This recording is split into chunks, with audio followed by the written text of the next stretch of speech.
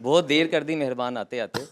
मैं आपकी दोस्ती उस्मान डार जितनी तो नहीं है कि आपकी हवेली में आके मजम्मत करता 9 मई की, लेकिन मैं यहाँ पे 9 मई की मजम्मत करना चाहता हूँ कि पाकिस्तान के सबसे पॉपुलर लीडर इमरान खान को जिस तरह जेल में डाला, इंशाल्लाह ये यूथ 8 फरवरी को वोट डाल के उसका बदला।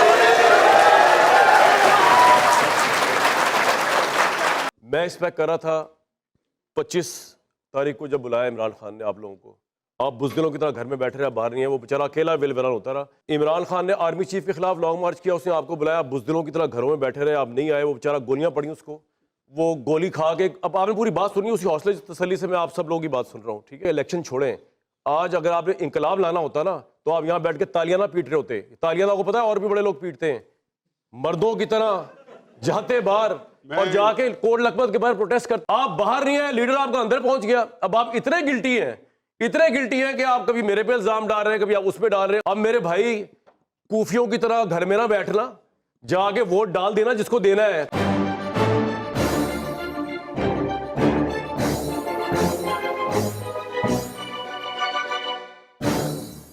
भट्टी साहब, राजा साहब की पार्टी है, मुसद्दिक मलिक साहब की पार्टी है, इनकी पार्टी नहीं है। इलेक्शन ठीक है, फिर भी ठीक जाएगा, क्रेडिबल होगा, फेयर होगा। देखिए, सबसे पहले तो ये इस मुनाफकत से निकलें कि ये कोई इलेक्शन होने जा रहा है। अच्छा, सिलेक्शन 2024 है। वाह।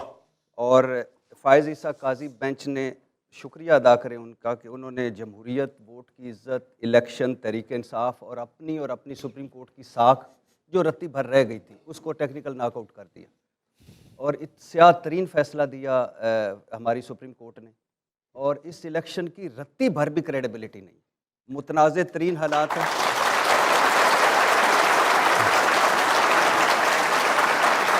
जी जी, आपकी बात। मैं ये एहतजाज करता हूँ सुप्रीम कोर्ट के बारे में ऐसे अल्फाज के इस्तेमाल का। आप फैसले पर तनकीद कर सकते हैं, घटिया अल्फाज इस्तेमाल नहीं कर सकते। शामी साहब ने और उन्होंने एहतजाज प्रोटेस्ट करा। एक बार फिर कहता हूँ कि फ़ायज़ ईसा काजी बेंच ने जमहूरियत, वोट की इज़्ज़त, इलेक्शन, तहरीक इंसाफ और सुप्रीम कोर्ट की क्रेडिबिलिटी को ख़त्म कर दिया है और इस इलेक्शन की बर्बादी फेर दी है। इसको सिलेक्शन 2024 कर दिया है उस फैसले ने।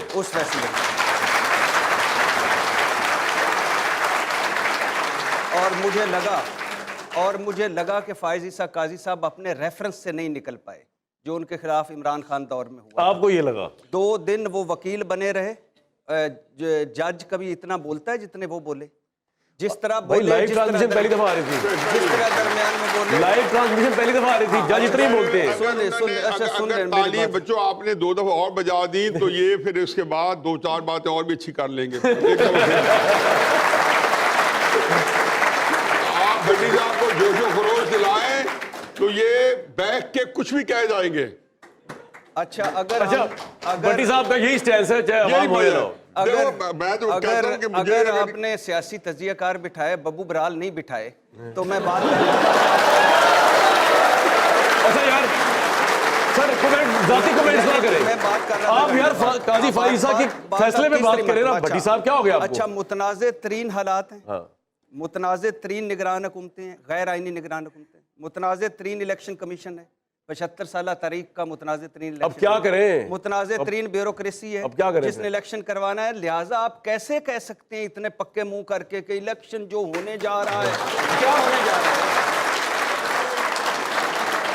मेरा ख्याल है आपको तो जरूरत नहीं रहेगी बोलने की, मतबा नजर आ गया। जी जी सर, भट्टी साहब कंप्लीट करें। तो भट्टी साहब बोले। हमें मुनाफकत नहीं करनी चाहिए, हमें झूठ नहीं बोलना चाहिए, जैसे न्यायी साहब ने जैसे बोल रहे बात की। हाँ, तो और अगर आप इसको इलेक्शन समझते हैं तो फिर अल्लाह ही हाफिज है। किसकी सिलेक्शन हुआ नहीं है, किसकी सिलेक्शन उसके बारे में एक हतमी राय दे के फिर कहने चाहिए हमें मुनाफकत नहीं करनी चाहिए, हमें झूठ नहीं बोलना चाहिए और बच्चों की अच्छी तरबियत करनी चाहिए। अल्लाह ताला हम आपको हमारे मेरा ख्याल है ये भट्टी साहब, हम सिलेक्शन किसकी हो रही है यार, ये बताएं। हमसे कम झूठ बोलने वाले हैं, हमसे कम मुनाफकत करने वाले हैं।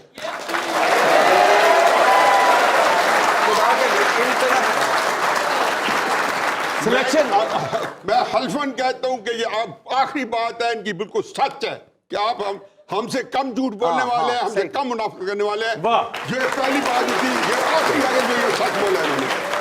मैं सोच रहा हूँ अवाम को बेवकूफ बनाना कितना आसान है। नहीं, बिल्कुल नहीं एक तो है। तारीफें करते हैं, तालियां बजाई जा रही है। तो है ही वो। 74 साल उन्होंने लीडरों को दे दिए। साहब ने इतना बड़ा सच बोला है और वो बच्चों को इतना यकीन है सही ना, कह मैं रहे हैं, दोस्त सही, ना करूं। बिल्कुल सही। अच्छा, मैं आगे तासीब जाऊंगा। कर रहा हूं इनकी बात की। सिलेक्ट कौन होके आ रहा है? बात तो पूरी कर दें यार। सर सिलेक्ट होके आ रहे हैं मेरे महबूब कायद मियां मोहम्मद नवाज शरीफ। वेरी गुड, तालियां बजाइए।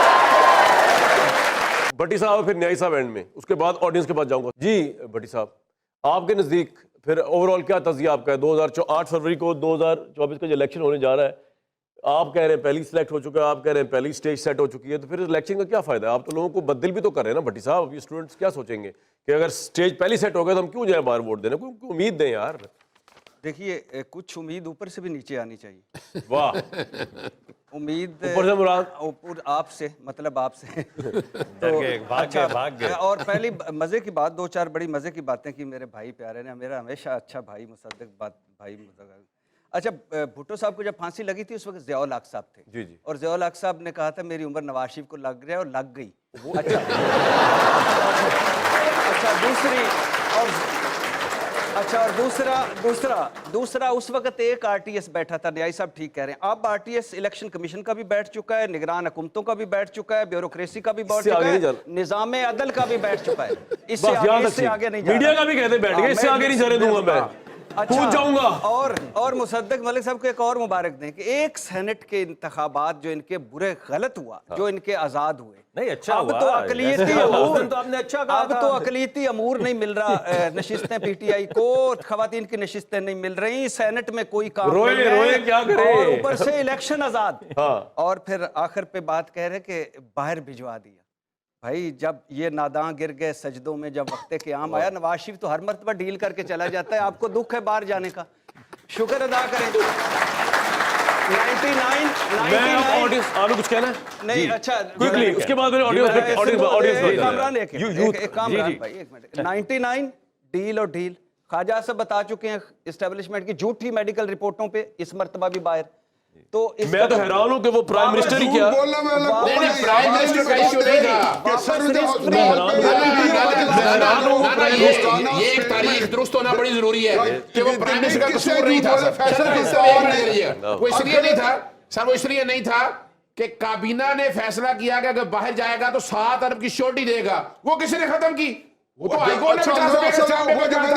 हमने तो नहीं कहा था, इसलिए वो बीमार नहीं था। सर सवाल ये नहीं है, सवाल ये नहीं है, सवाल बड़ा वाज़ेह है कि 7 अरब रुपए की श्योरिटी किसने खत्म की? अगर दी होती तो बाहर नहीं जा सकता था। तो फिर क्यों भेजा? हमने कोई नहीं भेजा, हमने बिल्कुल नहीं भेजा। ये मैं ऐलान करता हूं बात को।